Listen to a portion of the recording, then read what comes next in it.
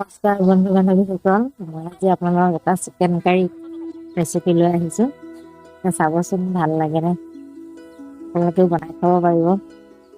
প্ৰথমতে মই কেৰাহীটোত অলপমান তেল দিলোঁ। তেলখিনি অলপ গৰম হ'বলৈ দিছোঁ। তাৰপিছতে মই দুটামান বাদাম দিছোঁ। বাদামটো আমাৰ জেনেৰেল খোৱা বাদাম হ'লে হ'ল, বাকলিটো গুচাই ল'ব আপোনালোকে। বাদামখিনি অলপমান ল' ফ্লেমত ফ্ৰাই কৰিব লাগে। ল' ফ্লেম কৰি অলপ সময় ফ্ৰাই হোৱাৰ পিছত মই তাতে আৰু পিঁয়াজ দিছোঁ, দুটা পিঁয়াজ দিছোঁ মিডিয়াম চাইজৰ। 4টা জলকীয়া দি দিছোঁ। পিঁয়াজ আৰু জলকীয়াখিনিও মই অলপ ভাজি ল'ম বাদামখিনিৰ লগতে। সেইখিনি ভাজাৰ পিছতে মই এটা বিলাহী কাটি লৈছিলোঁ, বিলাহী দুটা দিলোঁ। বিলাহী দুটাও মই ইয়াৰ লগতে একেলগে ভাজি লৈ অলপ সময় ফ্ৰাই কৰি থাকিম ল' ফ্লেমত। ফ্ৰাই কৰি হোৱাৰ পিছত মই সেইখিনি লাহেকৈ নমাই থ'ম। সেইখিনি আকৌ মিক্সিত মাৰি পিচি ল'ব লাগিব। ফ্ৰাই কৰা হৈ গ'ল। এতিয়া মই এইখিনি লাহেকৈ নমাই দিম। নমাই অলপ ঠাণ্ডা হ'বলৈ দি মই মিক্সিত মাৰি ল'ম।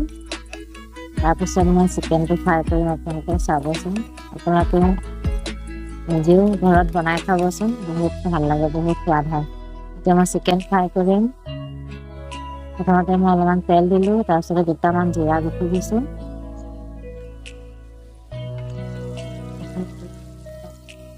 লৰাই দিছোঁ। তাৰপিছতে দুটা পিঁয়াজ কাটি থৈছিলোঁ, পিঁয়াজ দুটাও দিছোঁ। পিঁয়াজখিনি অলপ হাফ ফ্ৰাই কৰিব লাগিব, অলপ সময় ফ্ৰাই কৰি ল'ম। পিঁয়াজ ফ্ৰাই হৈ যোৱাৰ পিছতে মই মাংসটো বহাই দিম। পিঁয়াজ ফ্ৰাই হৈ গ'ল, এতিয়া মই মাংসটো বহাই দিছোঁ। ব্ৰইলাৰ মাংস লৈ আহিছিলোঁ আজি, ব্ৰইলাৰ মাংস বনাম চিকেন কাৰী। মাংসটো প্ৰথমতে মই তেল দি অলপমান সময় ফ্ৰাই কৰি লৈছোঁ। ৰং নিমখ পিছতহে দিম। অলপ সময় ফ্ৰাই দিছোঁ।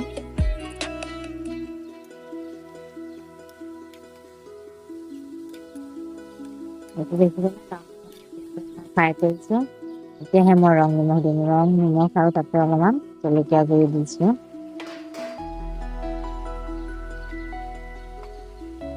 কালাৰটো হৈছে প্ৰায়, আৰু অকণমান সময় মই আকৌ ঢাকোন মাৰি ফ্ৰাই হ'বলৈ দিলোঁ।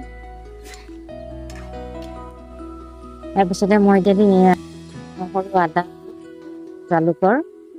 জিৰা জালুকৰ পেষ্ট, নহৰু, আদা একেলগে পিচি লৈছিলোঁ, সেয়া অলপমান দিলোঁ। এতিয়া মই মাংসটো অলপমান সময় ফ্ৰাই হ'বলৈ দিম। ফ্ৰাই হৈ গৈছেগৈ মাংসটো। এতিয়া মই অথনি পিচি ৰখা পেষ্টখিনি দিলোঁ, বাদাম আৰু বিলাহী, জলকীয়া পেষ্টখিনি ঢালি দিলোঁ।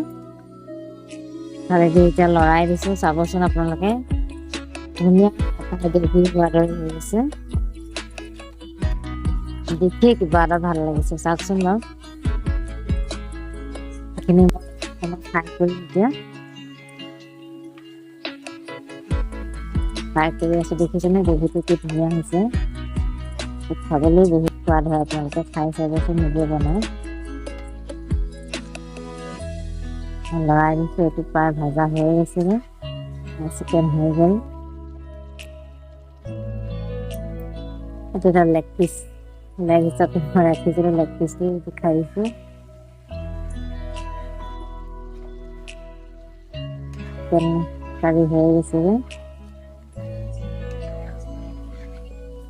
ফ্ৰাই হৈছে, তলত লাগি ধৰিছে, এতিয়া মানে ভাজা হৈ গৈছেগৈ। তলত যিহেতু লাগি ধৰিছে।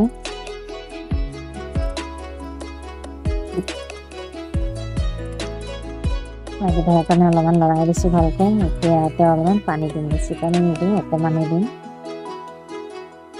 পাতল হৈ গ'লে পনীয়া গ্ৰেভি টাইপ হ'ব। দেখিছেনে?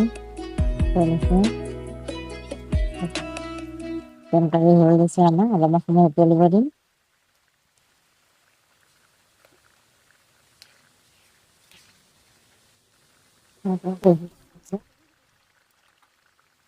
চিকেন কাৰী হৈ গৈছে প্ৰায়, মাংসটো সিজি গ'ল।